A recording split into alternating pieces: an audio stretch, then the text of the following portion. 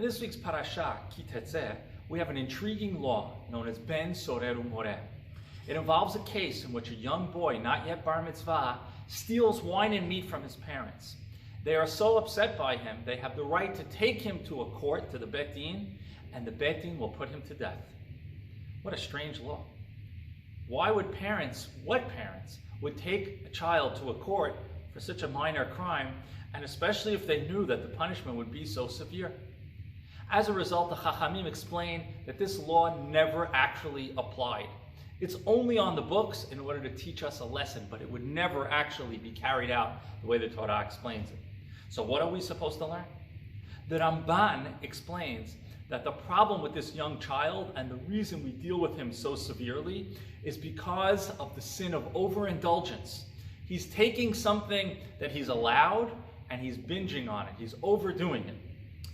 And it seems, when we first think about that, that's a reason to put someone to death? That's a reason to have a law in the books in the Torah that we're not going to actually apply? But I believe the message is something along the following. The concept of overindulgence is something that Ramban talks about elsewhere. He says that there's a mitzvah in the Torah called Kedoshim Tiyu.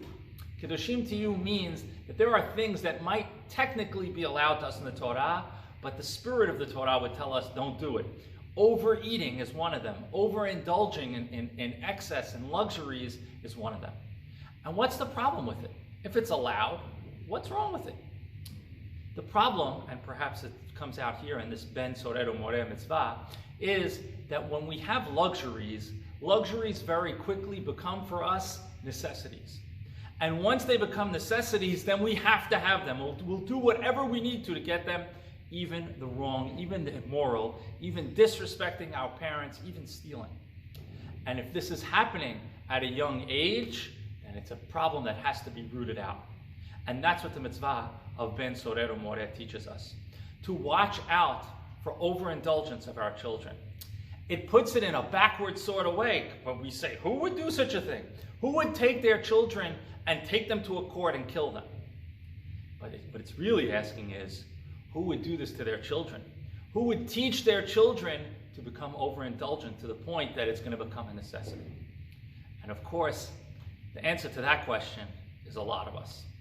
A lot of us, with the best of intentions and out of love and a full heart, teach our children to have luxuries, luxuries, luxuries and more luxuries, to the point that they don't understand that it's a luxury.